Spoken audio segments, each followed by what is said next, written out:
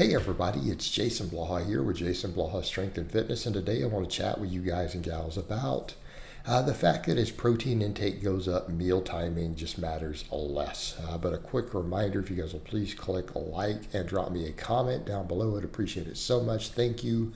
All right, let's get over into this. And I'm someone who fasts, and I've made gains fasted. I lift some pretty respectable weight for a dude who's about to be 50, closing in on 50 years old. I'm actually about to turn 49 coming up here shortly. And again, you guys see me repping 315 on the bench, doing rep work of 500 on deadlifts, and so on and so forth. And no, I'm not blasting a bunch of gear. So I fast, right? I have about a 6-7 hour feed window every afternoon. I do all my training fasted. I don't worry about my post-workout anabolic window. And what I want people to think about is when you really look at some of these studies on muscle protein synthesis, and I'm not telling you to do just one meal a day. I'm not saying OMAD. I'm not telling anyone to do anything quite that extreme, okay?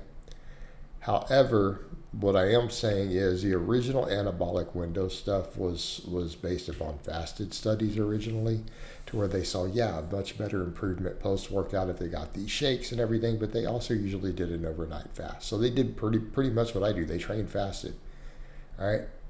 So these were after an overnight fast and then people training in the morning, because that's the only way to control certain things with nutrition, right? It's the only way to have complete control is to have people do a lot of stuff fasted and see what happens. This is a standard protocol for a lot of medical purposes. So we saw all these anabolic window studies, but that's where they came from.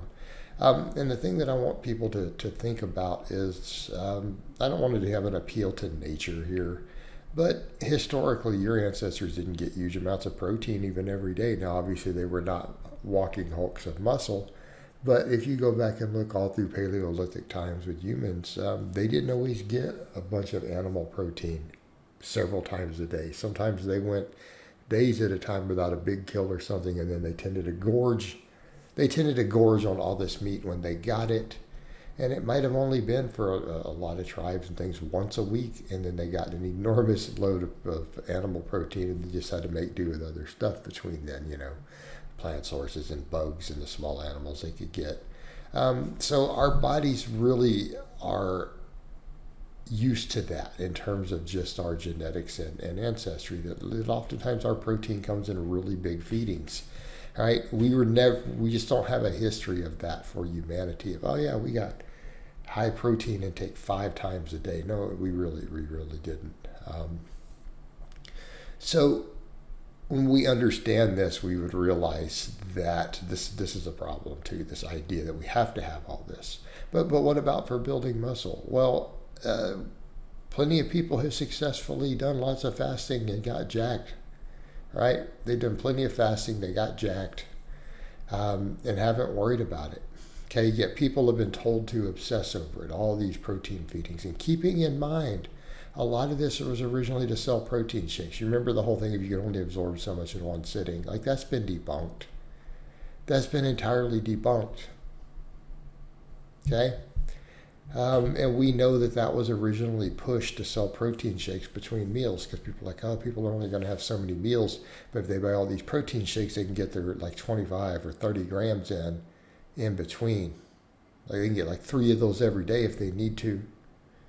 Then they can hit all this, huge amount of protein, and they can have it spaced out and absorb it. Well, the reality is we have no trouble absorbing or utilizing for muscle growth large amounts in one sitting. And you got to look no further than that study that was done here a year or two ago, where they took lifters, right? Of course, it was fasted study again, and they had them do 30 grams of protein post-workout, and then they measured the muscle protein synthesis, okay? And they had another group do 100 grams of protein post-workout. Now, keeping in mind, this is whey. They did a fast absorbing. This is whey. Unlike a lot of your other protein sources that are going to absorb much slower. Okay, so this really fast absorbing that everyone wants to claim, it'll be in and out of your system really fast, and it doesn't give sustain. It just spikes muscle protein synthesis, and then it's all done. Well, that's not what the study showed, was it? That 100 grams of protein elevated muscle protein synthesis for 8 hours. Okay, and when you ran the net numbers, it had three times as much total muscle protein synthesis as the 30 grams. Like if you were to add it up, because it didn't spike different. So unlike what people would try to tell you, like, oh, it's just all going to spike way up and then drop down. But that isn't what happened. Like this hasn't really been studied, not with a high dose before, of saying what happens if we do 100 grams of protein. Like, let's see what happens. Right? Well, we saw what happens. We saw what happens. When you take the 30 grams, it spiked up to a certain level. When they took 100 grams, it spiked up to the same level, and it stayed there for hours. So that single feeding of protein of 100 grams, which again, keep in mind, 100 grams, we're getting up to kind of our levels close to for really solid muscle growth. Okay, because remember, it's 1 to 1.5 or 1.6 grams per kilogram of body weight is an optimal range. We always point out, but that lower end of the range doesn't work with low quality protein. Well, whey is very high quality protein. So if you have a guy who weighs, 80 kilograms, a lean 180, right? We're up into the potential optimal. But notice that it was sustained over time. And then it tapered off. But it was based upon the amount that they had.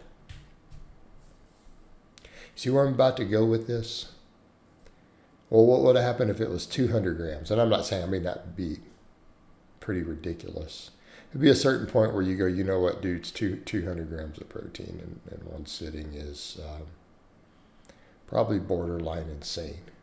Right? Probably borderline insane. We're not telling anybody to go do that, but I digress. What if you did? It would probably extend, if we look at that data and said, okay, 100 grams lasted 3 times longer, 200 grams might have boosted it for 16 hours straight. Okay? So put that into context here. Right? There's our context. All right. Well, that matters. So if that's the case, then does it mean that the timing just doesn't matter that much? In other words, what if you're someone like me who oftentimes has minimum 200? I have plenty of days where I eat 300 grams of protein. So if 100 grams extends you out for like 8 hours, you see where I'm about to go. What if it's even slower absorbing stuff? Like lots of meat and everything else. Okay? Well, then what? Then what? Well, I can tell you then what. If we're doing it with a bunch of meat, it's probably going to last longer. And again, I'm not telling you that this is what, I'm not telling you to eat 300 grams of protein in one sitting.